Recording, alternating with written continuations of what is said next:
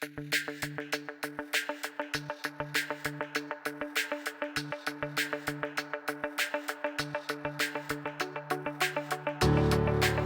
had to do two things. It had to be somewhere that was appropriate to raise a young family, but also could be transformed instantaneously because they're a young couple, to a place where you could entertain friends and have big parties.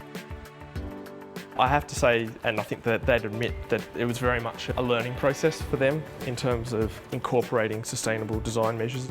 My passion for it is maybe sometimes a good thing, and they seemed to gain in confidence that we could start to do a naturally ventilated space, we could start to use recycled materials, we could start to recycle the water, reuse it, we could start to use indigenous plant species and all these sorts of measures. They really came along on the journey.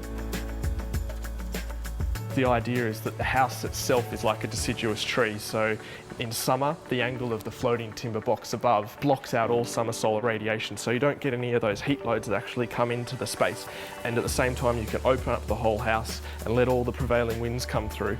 But in winter you can block it all up, and the angle of this floating timber box allows all the sun to come through and heat up this solar mass, and you can seal up the house and just keep all that warmth within here.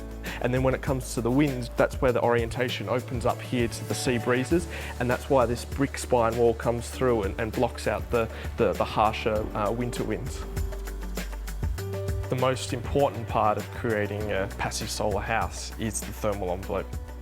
You need really good R values within the opaque elements, such as the walls, and then you need really strong total system U values, which is a combination of the aluminium and the glass itself. So what we've got here is 25 micron anodized aluminium frames, which are really robust within this coastal environment, and together as a total system with the sealing of all the joints and making sure that everything's a really tight thermal envelope. That's how we can seal in the heat in winter, and then we can open it up in summer.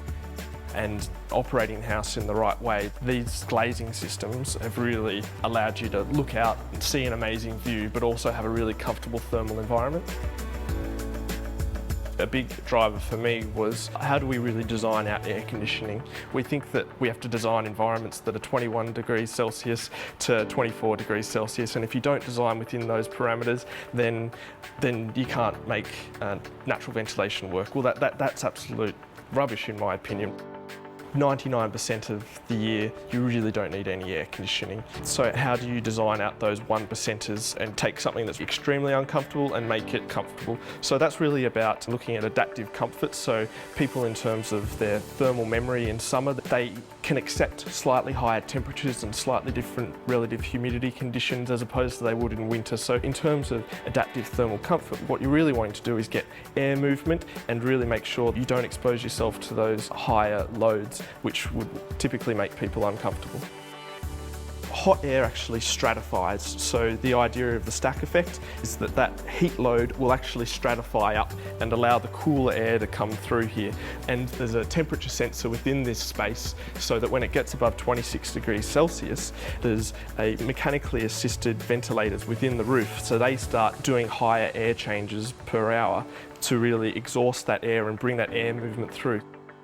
There's building user guides, they're operational guides that are linked to their iPhones and things like this, so they can tell when they should be opening windows, when the manual dampeners on the exhaust from the bedroom should be opened and closed and things like this. So it's really that continuing education. It's not, here's a greenhouse and here's how to operate it in a responsible manner. If you don't make it beautiful, if people don't want it to be there for a long time, then it's not sustainable. But how do you use resources respectfully and create something of meaning? And that's what drives me.